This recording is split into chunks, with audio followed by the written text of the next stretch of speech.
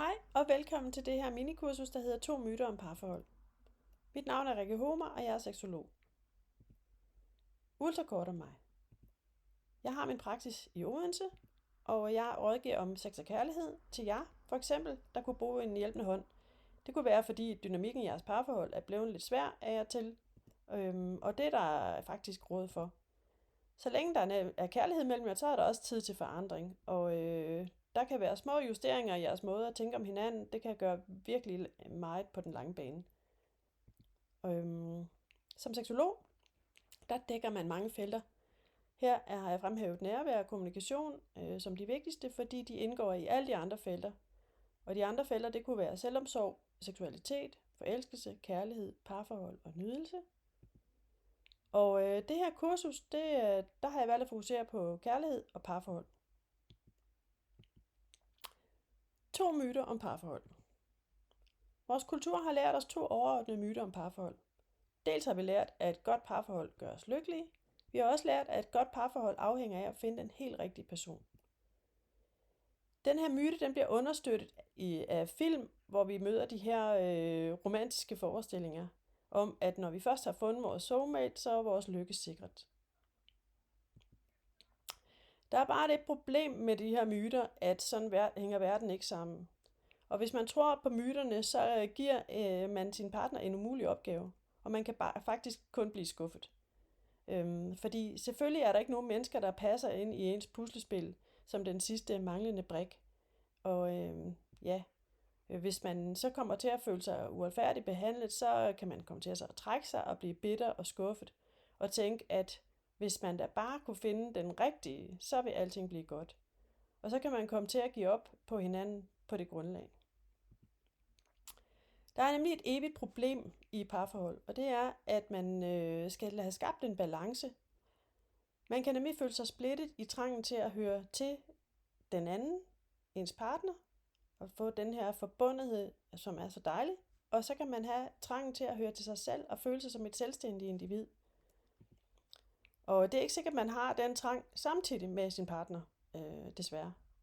Man har både behov for tryghed og behov for frihed. Og man har behov for at have en sikker havn, og man har behov for at kunne gå ud og undersøge verden på egen hånd, og møde nye mennesker osv. Man har behov for, at den anden er der for en, og man har samtidig behov for ikke at blive begrænset i sine udfoldelser. Ja. Her er der en model, der viser de her modsatrettede behov. Man har brug for at have fokus på hinanden en gang imellem. Man har brug for at have tryghed, omsorg, kærlighed og for at kramme og have god sex og dybe samtaler og øjenkontakt. Man har også nogle gange behov for at have fokus på sig selv og have tid til at have fokus på sin karriere og fritidsinteresser, personlig udvikling, sine egne venner og for at læse på sin telefon eller læse bog eller vaske op i egne tanker. Man har kort sagt ofte en fornemmelse af, eller en forventning om, at den anden skal altid være der for en. Men hvis man siger, vær der for mig, men du må ikke begrænse mig, så er det ofte dømt til at gå galt. Fordi så forventer vi noget af den anden, som vi måske ikke selv kan leve op til. Vi forventer, at den anden altid skal være der for en, og ikke begrænser en. Og den her indstilling, den passer faktisk ofte til et lille barn. Man får omsorg præcis, når man har brug for det. Og som forældre giver slip på en selv, når man vil ud og lege selv. Og sådan kan det man ikke altid have det i en voksen-voksen relation, fordi det kan være forskelligt, hvad man forventer på forskellige tidspunkter. Så udfordringen er altså, at man måske skal acceptere, at ens partner kan komme til at begrænse en.